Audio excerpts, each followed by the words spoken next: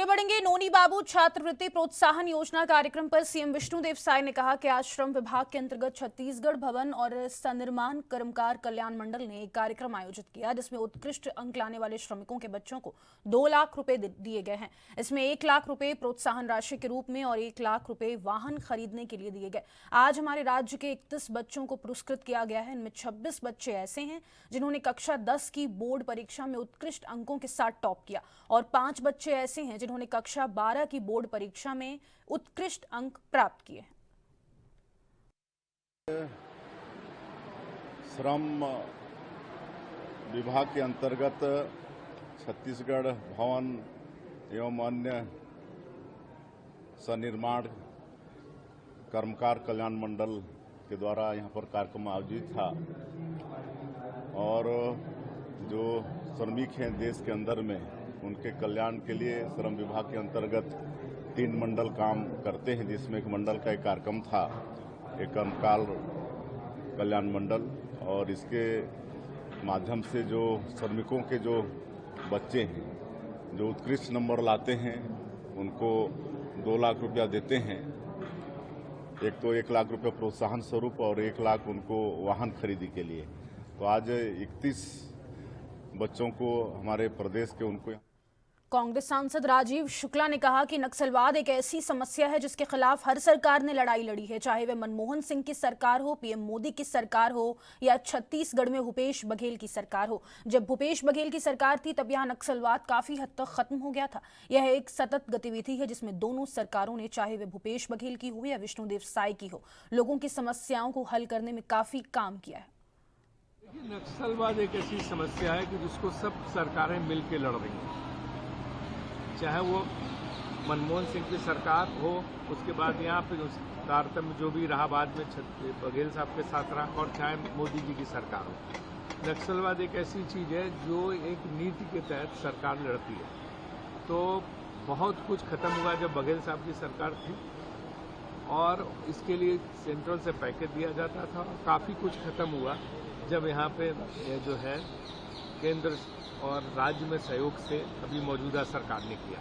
तो ये उत्तरोत्तर चलने वाली एक गतिविधि है जिसमें एक ऐसी चीज़ है कि समाज को सुखी रखने के लिए, लोगों की समस्याओं के निवारण के लिए और रिहेबिलिटेशन का काम भी, और जो लोग हिंसा में जुड़े हैं उनके खिलाफ भी जो है करने में दोनों सरकारों का, इसमें कोई सरकार के हिसाब से नहीं, लेकिन इसमें दोनों सरकारों का, चाहे बघेल साहब की और चाहे अभी जो है विष्णुदेव जी की सरकार, दोनों ने पूरी उससे मेहनत से, ईमानदारी से काम किया और दोनों केंद्र सरकारों का बहुत सहयोग मिला इसको खत्म करने में।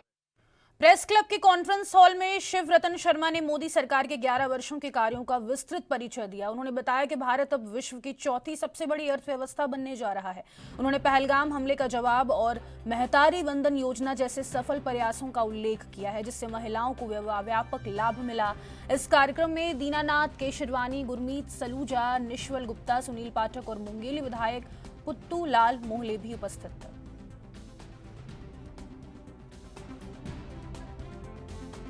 मोदी सरकार के 11 वर्ष पूर्ण हुए और इस 11 वर्ष के कार्यकाल को सेवा, सुशासन और गरीब कल्याण वर्ष के रूप में संकल्प से सिद्धि के रूप में कार्यक्रम को भारतीय जनता पार्टी मान रही है। और इसी परिप्रेक्ष्य में आज का ये प्रेस कॉन्फ्रेंस थी। इस 11 वर्ष में देश की सुरक्षा व्यवस्था मजबूत हुई है। देश में आतंकवादी गतिविधियों पर एक सीमा तक ब्रेक लगा है और जो सम्मिलित है उनके ऊपर सरकार ने ठोस कार्रवाई की है। अधोसंरचना के क्षेत्र में विकास का रिकॉर्ड कायम किया है मोदी जी की सरकार। होटल संचालक संजय शर्मा ने बताया कि पुराने विवाद के चलते कुछ लोगों ने होटल पर हमला कर दिया। उन्होंने बताया कि हमलावरों ने पहले पत्थरबाजी की, फिर गोलीबारी भी की है, जिसकी पूरी घटना होटल में लगे सीसीटीवी कैमरों में कैद है।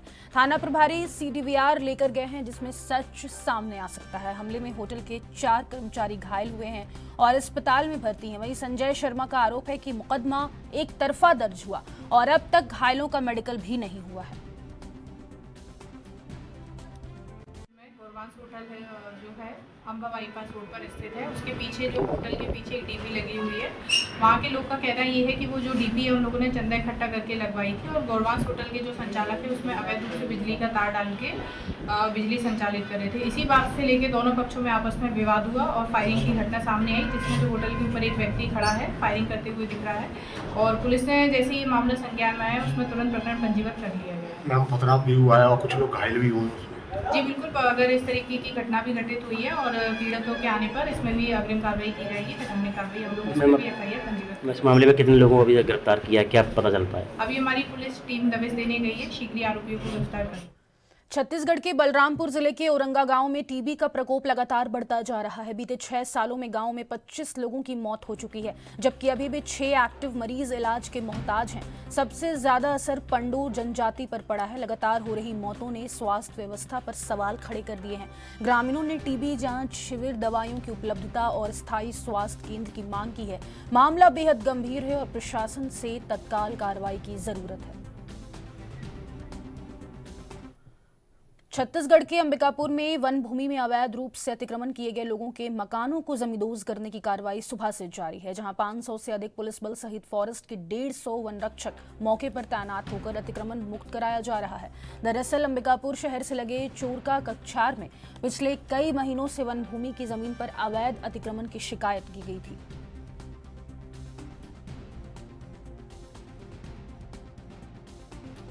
रनपुर खुर्द के चोरका कछार एरिया में फॉरेस्ट विभाग के जो रिजर्व फॉरेस्ट एरिया है उसमें कुछ अतिक्रमण थे, तो फॉरेस्ट विभाग के द्वारा अतिक्रमण करने की कार्रवाई की जा रही है, जिसमें पुलिस और प्रशासन के लोग मजिस्ट्रेट ड्यूटी और लॉ एंड ऑर्डर ड्यूटी में उपस्थित हैं यहाँ पर और अतिक्रमण हटाने की कार्रवाई की जा रही है। कितने की टीम लगाई गई?